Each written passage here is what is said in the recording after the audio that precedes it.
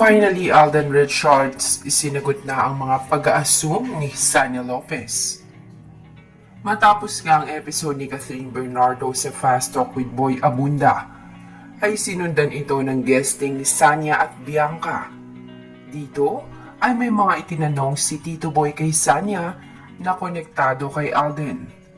Makikitang kilig na kilig si Sanya sa tuwing mababanggit si Alden na parang tila ba ipinaparating niya sa mga nanonood na may something sa kanila ni Alden at pinupush naman ito ni Tito Boy ng kanyang mga follow-up question.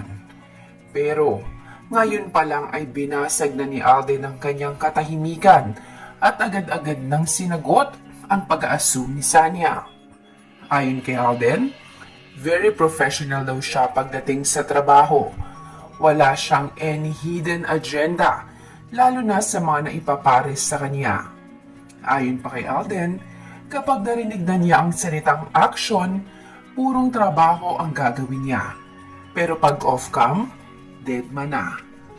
At matagal na rin inamin ni Alden sa publiko na hindi niya niligawan si Sanya at walang something romantic sa kanilang dalawa. Kapag wala talagang interes si Alden sa isang babae, ay inaamin niya ito sa interview.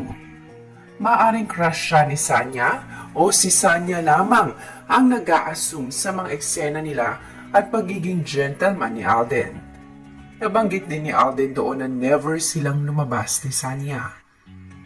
Kaya naman ngayon, ayon sa mga komento ng mga netizens, feeder daw si Tito Boy at mukhang nakikiride lang para mag-trending.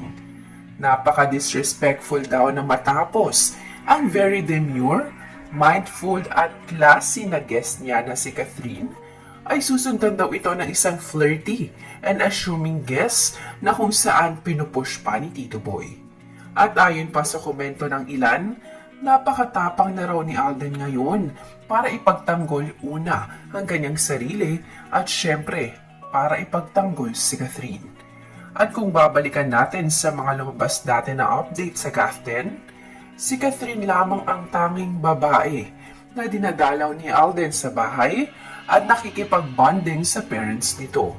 At si Catherine lamang ang tanging babae na ipinakilala niya sa kanyang daddy at mga kapatid. Lahat ng yan ay may patunay dahil sinagot lahat yan ni Alden sa interview.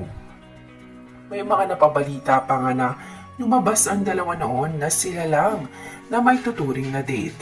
Kaya naman para sa mga solid fans ng Catherine, huwag basta-bastang maniniwala sa mga balita at mga cloud chaser na nakikiride lang sa kasikatan ni Catherine at Alden ngayon.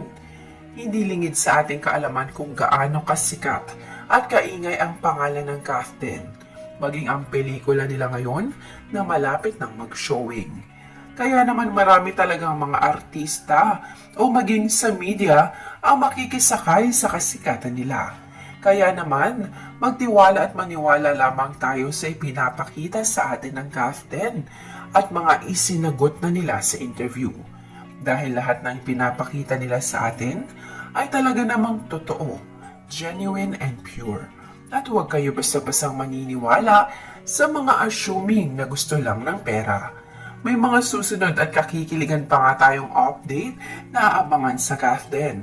Kaya naman, good vibes na tayo at mag-focus lamang sa Catherine at sa mga susunod pa nilang ganap. Kaya manatiling nakatutok at nakasubscribe sa channel na ito for more latest updates sa Catherine.